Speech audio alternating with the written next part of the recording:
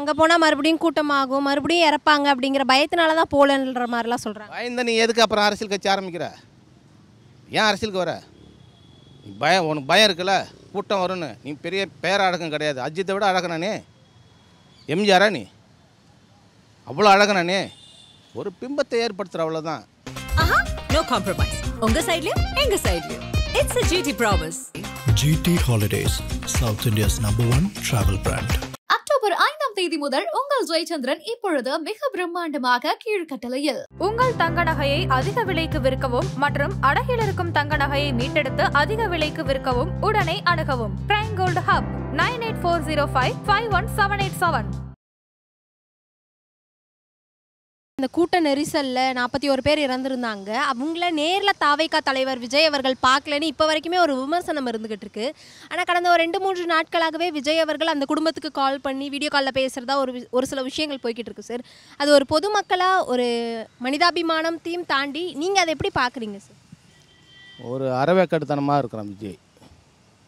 ஏன்னு கேட்டிங்கன்னா, ஒரு முழு நேர அரசியல்வாதி கிடையாது. அவர் ஒரு நடிகர், அவ்வளோதான். ஏன்னா அரசியல்வாதிக்கும் நடிகர்களுக்கும் வேறுபாடுகள் உண்டு.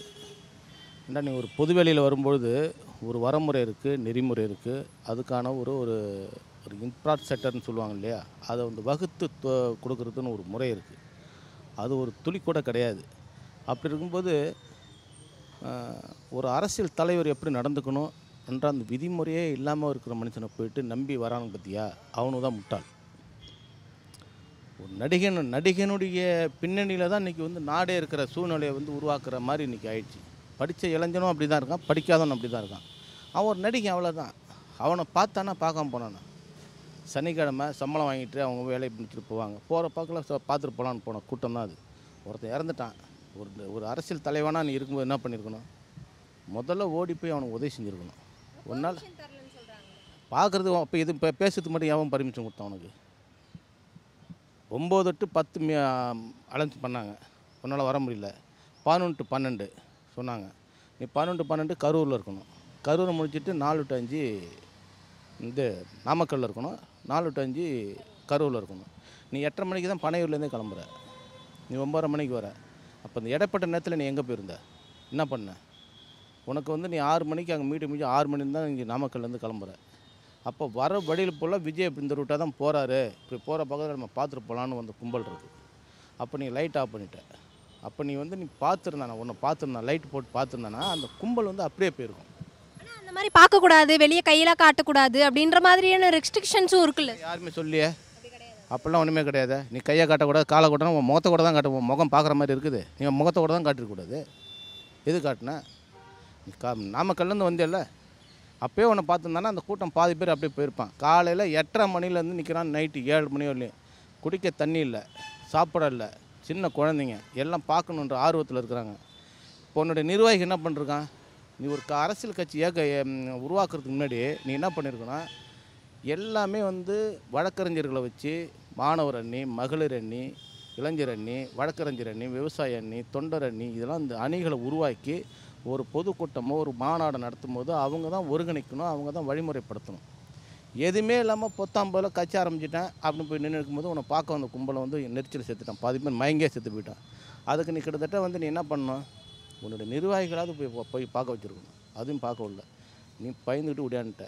திரும்பி போய்ட்டு ஒரு குடும்பத்துக்கு ஆறுதல் பண்ணி பேசணுன்னா அதை அவங்க ஒரு ஃபோன் எடுத்து பேசுகிறான் பார்த்தியா, ஃபஸ்ட்டு அவங்கள உதைக்கணும். உன்னால் தானே என் பிள்ளை இறந்துச்சு, என் குழந்தை இறந்துச்சு, நீ எதுக்கடா பேசுகிறேன்னு ஃபோனை அவாய்ட் பண்ணணும். அதை விட்டுட்டு ஃபோன் பண்ணி எல்லாருக்கும் பேசுனா ஆறுதல் கிடச்சிமா? இழப்பு தானே. நீங்கள் தமிழ்நாடு முதலமைச்சர் நீங்கள் ஓடி போய் பார்த்துருக்காரு, அந்த அமைச்சர்கள் போய் பார்த்துருக்காங்க. ஏன் பார்த்தாங்க? பார்க்கணுன்னா அவசியம் இருக்குது. இந்த நாட்டு ஜனங்க, இந்த நாட்டு மக்கள், அவன் யாராக உடந்துட்டு போட்டோம், இறந்தது என்ன என் நாட்டை சார்ந்தோம் அப்படின்னு ஓடி போய் அக்கறையோட பார்த்தாரா இல்லையா? அப்போ நீ என்ன பண்ணியிருக்கணும்? என்ன நடந்தாலும் பரவாயில்ல, என்னை நம்பி வந்த ஜனங்களுக்காக நான் போய் முன்னாடி நின்றுருக்கணும் அப்படின்னு போய் நின்றுருந்தாருன்னா நீ சரியான தலைவன். ஆனால் இப்போ அங்கே போனால் மறுபடியும் கூட்டமாகும், மறுபடியும் இறப்பாங்க அப்படிங்கிற பயத்தினால தான் போலன்ற மாதிரிலாம் சொல்கிறாங்க. பயந்த நீ எதுக்கு அப்புறம் அரசியல் கட்சி ஆரம்பிக்கிற? ஏன் அரசியலுக்கு வர? நீ உனக்கு பயம் இருக்குல்ல, கூட்டம் வரும்னு. நீ பெரிய பேரழகம் கிடையாது. அஜித்தை விட அழகனானே? எம்ஜிஆரா நீ? அவ்வளோ அழகனானே? ஒரு பிம்பத்தை ஏற்படுத்துகிற அவ்வளோதான். 8:30 மணிக்கு ஒவ்வொரு ஒன்றிய செயலாளரும் ஒரு கிளைக்கழக செயலாளரும் ஃபோன் போட்டு ரெக்கார்டிங்களாக இருக்குது. ஒவ்வொருத்தனும் 15 பேரை கூட்டு வந்து இன்டிமேஷன் கொடுத்துருக்கானுங்க. கொடுத்து வந்து நீ கொண்டு கூட்டத்தை நிரப்பி காட்டுற. இது எல்லாமே இது வந்து ஒரு மாய் தான். இது முழுக்க முழுக்க இந்த தவறை வந்து உணர்ந்து இதுக்கான பொறுப்பை வந்து விஜய் தான் ஏற்றுக்கணும். பொறுப்பை ஏற்றுக்கணும், அந்த கட்சி நிர்வாகிகளையும் ஏற்றுக்கணும். இது வந்து வேறு யார் மேலேயும் குற்றம் செலுத்த முடியாது. இது முழுக்க முழுக்க விஜய் தான் பொறுப்பு. கரூர் கூட்ட நெரிசலில் 41 பேர் இறந்துருந்தாங்க. அவங்கள யாரையுமே விஜய் பார்க்கல அப்படிங்கிற ஒரு குற்றம் வந்து இப்போ வரைக்கும் இருந்துக்கிட்டு இருந்தது. கடைசி 2 நாளாக விஜய் அவர்கள் அவங்களோட குடும்பத்துக்கு கால் பண்ணி வீடியோ காலில் பேசிக்கிட்டு இருக்காரு அப்படின்னு தொடர்ந்து விஷயங்களை பார்த்துக்கிட்டு இருக்கோம். அதை கேட்கும்போது ஒரு மக்களாக எப்படி இருக்கு மேம்? நான் அந்த ப்ராப்ளம்க்கு ஃபஸ்ட்டு நான் வந்து பீப்புளை தான் ப்ளேம் பண்ணுவாங்க. போகிறவங்க க்ரௌடு இருக்க இடத்துக்கு தயவு செஞ்சு ப்ரெக்னென்ட் லேடிஸோ குழந்தைங்களோ வயசானவங்களோ போகக்கூடாது. ஸோ இதோட பெரிய ப்ளேம் வந்து பீப்புள்கிட்ட தான், அங்கே போன பீப்புள்கிட்ட தான்.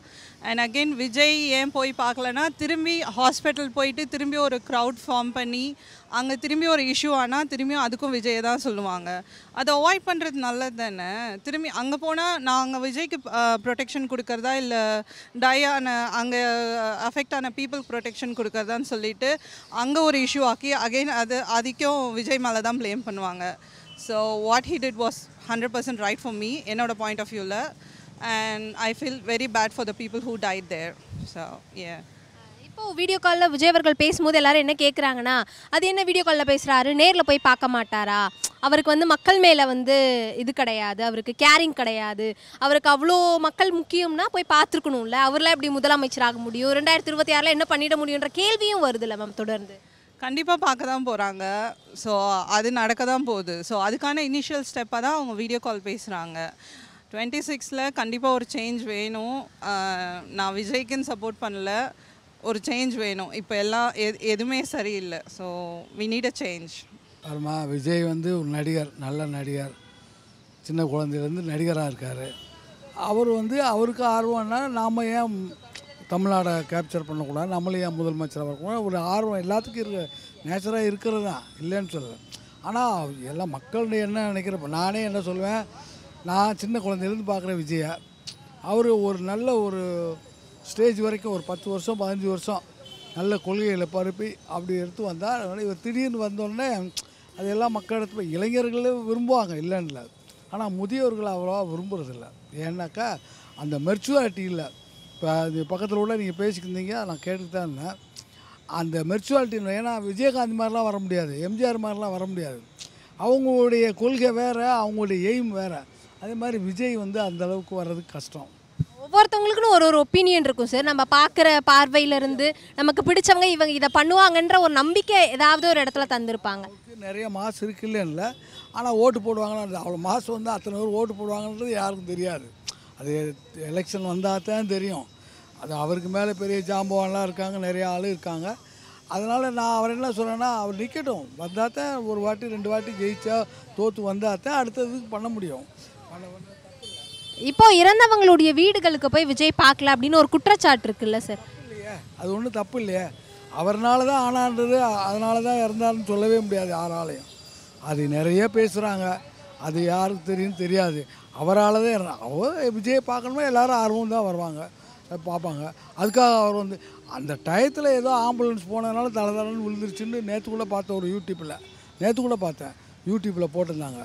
அந்த டயத்தில் ஆம்புலன்ஸ் வந்துருச்சு, எல்லோரும் படப்படன்னு போய் அந்த பக்கம் விழுந்துட்டாங்க அப்படின்னு. அதனால் விஜய்னால தான் விழுந்துச்சுன்னு சொல்ல முடியாது. திடீர்னு ஆம்புலன்ஸ் யாரும் கூப்பிடல, அது எப்படி வந்ததுன்னா நிறைய கேள்வியெல்லாம் சொல்கிறாங்க.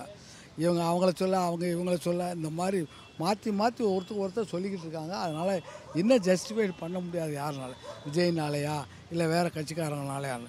அதனால் எதிர்பாராத விதமாக நடந்திருக்கு, அவ்வளோதான். அவருக்கு அவர் வரட்டும், வர்றதை பற்றி இல்லை, ஒரு வாட்டி 2 வாட்டி ஜெயிச்சு தோற்று இருந்தால் தான் மக்களுடைய எண்ணங்கள் என்னன்னு தெரியும். என்ன தோணுதுன்னு கேட்டிங்கன்னா, ஒன்றே ஒன்று சொல்லுவேன். ஃபஸ்ட்டு டைம் போனப்போவே ஆக்சிடெண்ட்டில் செத்து போயிட்டாங்க. அவருக்கு திரும்ப போய் விசாரிக்கலன்னு சொல்லும்போது திருப்பி கூட்டம் கூடாதா சொல்லும்ல? அப்போ திருப்பியும் பிரச்சனை வரும்ல. அவர் இந்த பிரச்சனை அமைதியாக போயிட்டு நம்ம பிரச்சனை ஓயிட்டோம், திரும்பி போய் சமாதானம் ஆனதுக்கப்புறம் பார்க்கலான்னு சொல்லி ஒரு நல்ல முடிவு எடுத்திருக்காரு. அது என்னை பொறுத்த வரைக்கும் நான் விஜய் ரசிகரோ அஜித் ரசிகரோ கிடையாது. நான் பொதுவான ஒரு கருத்து சொல்கிறேன். ஒரு பிரச்சனை ஆயிடுச்சு, சரி, திரும்பவும் போகும்போது பிரச்சனை ஆகும், நிறைய பேர் கூட்டம் கூடுவாங்க.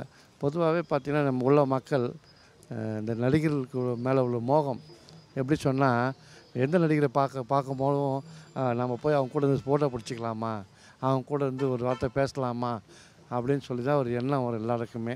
இப்படி தான் வந்து அவங்க போகிறாங்க, ஜனங்க போய் பார்க்குறாங்க, அவங்கக்கிட்ட பேசணும்னு ஆசைப்பட்றாங்க. மற்றபடி இதில் வந்து அவர் கட்சி ஆரம்பித்தார், அப்படி வந்து கூட்டம் வந்தது, அதெல்லாம் எனக்கு சொல்ல தெரியல. அவர் ஒரு நடிகர், அவரை பார்க்கணுங்கிறதுக்காக ஜனங்க போகிறாங்க. பார்த்ததில் ஆக்சிடென்ட் ஆகி போச்சு. அவர் வேணுன்னே செய்யலை, இதெல்லாம் வந்து எதேச்சியாக நடந்தது. இதை வந்து நிறைய பேர் வந்து இப்படியும் அப்படியும் மாற்றி மாற்றி பேசி ஒரு பெரிய பிரச்சனை ஆகிட்டு இருக்காங்க. கடந்த 2 நாட்களாகவே விஜய் அவர்கள் அவங்க அந்த இறந்தாங்க இல்லையா 41 குடும்பங்கள், அந்த ஒவ்வொரு குடும்பத்துக்கும் கால் பண்ணி பேசுகிறாராம். இந்த மாதிரி கவலைப்படாதீங்க, உங்கள் மகன் இறந்துட்டானா இனி நான் உங்களுக்கு மகனாக இருப்பேன் அப்படிங்கிற மாதிரி ஆறுதலான வார்த்தைகள்லாம் பேசுகிறாங்களா. ஆனால் நிறைய பேர் என்ன சொல்கிறாங்க, வீடியோ காலில் பேசுகிற அளவுக்கு ஒன்றும் அவ்வளோ தொலைவு கிடையாது, கிட்ட போய் பார்க்கலாமே, வீட்டுக்கு போய் பார்க்கலாமே அப்படிங்கிற அந்த கேள்வியுமே முன் வச்சுட்டு தான் சார் இருக்காங்க. அதுதான் திருப்பி சொல்கிறேன் நான். இப்போது அந்த அவர் சார்பாக போயிருக்காங்க இல்லையா, போய் தான் பார்த்து நீங்கள் வந்து வீடியோ காலில் இவருக்கு பேசலை, இவர் சார்பாக போயிருக்காங்க. ஜனங்க போயிட்டு இந்த மாதிரிங்க நான் உங்களுக்கு வந்து என்ன உதவி பண்ணணுமோ அவர் சொன்ன மாதிரி அந்த காசை கொடுத்துட்றோம் உங்களுக்கு உதவியை, நீங்கள் வந்து அதை யூஸ் பண்ணிக்கோங்க, இப்போது நான் பின்னாடி வரேன், நேரம் கிடைக்குமோ வரேன்னு சொல்கிறது தப்பு இல்லை, கரெக்டு தான் அவர் எடுத்த முடிவு. திரும்பியும் போய் ஜனங்க விஜய் வராருன்னு சொன்னாவே திரும்பி ஜனங்க கூடி போய் ஆக்சிடெண்ட் ஆகிறதுக்கு அவர் தூரம் வந்து பார்த்தாவே நல்லதான் நினைக்கிறேன் நான். இது எப்படி இருக்குதுன்னா, என்ன சொல்கிறது, அவர் நம்பி போனதுக்கு நான் கை கழுவி விட்டுட்டேன்ற ஒரு இதுதான் இருக்குது. இப்போது ஒரு தலைவராக இருந்திருந்தாங்கன்னு வைங்களேன், அந்த இடத்துல முகாம் போட்டு தங்கியிருந்து என்ன ஏது பண்ணணும், எப்படி செய்யணுன்ற ஒரு ஆலோசனை குழு இல்லை எதையாவது ஒன்று செஞ்சுருப்பாங்க. இதிலே நமக்கு தெரியுது மிகப்பெரிய ஒரு இவருக்கு எந்த ஒரு திறமையும் கிடையாது, இந்த ஒரு கூட்டத்தையே இவரால் சமாளிக்க முடியல தெரியலை அப்படின்னும் போது, நாளை பின்ன அவர் ஒரு ஆட்சியாளராகவோ ஒரு எம்எல்ஏவே ஆகிறாருனீங்க, அவர் அந்த மக்களுக்கு என்ன செய்வார்? ஒரு திடீர்னு ஒரு நிலநடுக்கம் வந்துருச்சோ, இல்லை ஒரு சுனாமி வந்துருச்சோ, இல்லை ஏதோ ஒரு இயற்கை சீற்றம் வந்துச்சுன்னா கூட இவர் எப்படி ஹேண்டில் பண்ணுவார்? டிசிஷன் எடுக்க தெரியும்.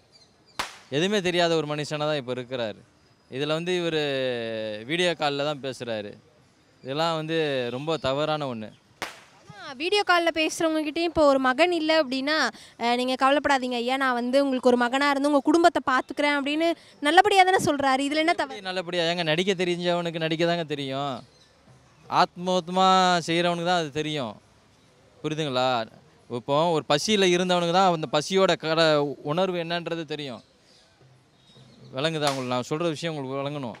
எனக்கு பசி தெரிஞ்சாதான் உங்கள் பசி என்னன்றது எனக்கு தெரியும். நான் சொகுசாக இருக்கும்போது உங்களுக்கு எப்படி தெரியும் சொல்லுங்கள் பார்ப்போம். அந்த மாதிரி தான் இது வந்து சும்மா பேச்சு தான். சினிமாவில் எடுக்கக்கூடிய அந்த ஸ்கிரிப்டையும் இதேதும் ஒன்று தான் அவருக்கு. ஆமாம், அவர் சொல்லிக்கிறாரு மகனுக்கு மகனாக இருக்கிறேன், தகப்பனாக இருக்கேன்ட்டு. போனவங்க எல்லாம் திரும்பி வர முடியுமா? அவர்களுடைய கனவை இவர் கொண்டு வந்து வர முடியுமா? தர முடியாதுல்ல. அப்புறம் இல்லை, அவர் போக முடியாது. ஏன்னா ஆல்ரெடி அவர் போனதுனால தான் ரொம்ப கூட்டமாக வந்துருச்சு. அவர் போக முடியாது. ஏன்னா அவருக்கு அடுத்த கட்டத்தில் இருக்க தலைவர் கண்டிப்பாக போயிருக்கணும். அது டிவிகேக்கு வந்து ஒரு பேடு தான்.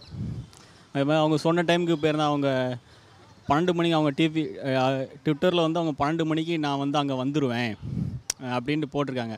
அதனாலே 12 மணி சொல்லும்போது இப்போ அவங்க வந்து இன்னும் அரசியல் இதுக்கு வரலாம், ரசிக மனப்பான்மையில் தான் இருக்கிறாங்க. அப்படி சொல்லும்போது அவங்க ரொம்ப காலங்காலத்திலே வந்துட்டு போயிட்டாங்க. அவங்க சொன்ன மாதிரி ஒரு 12 மணிக்கு சொன்னது ஒரு 3-4 மணிக்கு வந்துட்டு போயிருந்தா கூட அந்தளவுக்கு கூட்ட நெரிசல் வந்திருக்காது. இங்கே ரொம்ப டிலே ஆகுனா வேலைக்கு போய்ட்டு வீட்டுக்கு வந்து எல்லாம் வந்துட்டாங்க. ஏன்னா அங்கே போக முடியாது. ஆனால் இன்ன வரைக்காவது போயிருக்கணும். இப்போ அவங்க கூட இப்போ வந்து எங்களுக்கு போகணும்னு சொல்லி பெர்மிஷன் கேட்டிருக்கேன்னு சொல்லி சொல்கிறாங்க. ஆனால் அதுவே வந்து ஒரு பெர்மிஷன் போகாததுக்கு அதுவே ஒரு காரணம். பெர்மிஷன் கொடுக்கலன்ட்டு இவங்க வந்து ஒரு நரேட்டிவ் செட் பண்ணுறாங்க. கடந்த 2-3 நாட்களாகவே அந்த வீடுகளில் இருக்கக்கூடிய மற்றவங்க கிட்ட வீடியோ காலில் பேசுகிறாரு விஜய் அப்படின்ற வீடியோஸ்லாம் வெளியாகுது சில. அதை பார்க்கும்போது மக்களாக உங்களுக்கு என்ன தோணுது? இல்லை, அது வந்து ரொம்ப ஒரு அவங்க மேலே நிறையா பலி விழும்போது நானும் வீடியோ காலில் பேசியிருக்கேன்னு சொல்லி தன்னைத்தானே ஒரு சேஃப் படுத்துறதுக்காக அப்படி வீடியோ கால் மாதிரி பேசுகிறாங்க. என்னாலும் பக்கத்தில் போய் நிற்கணும். அதுதான் என்னை பொறுத்த வரைக்கும் ஒரு இது.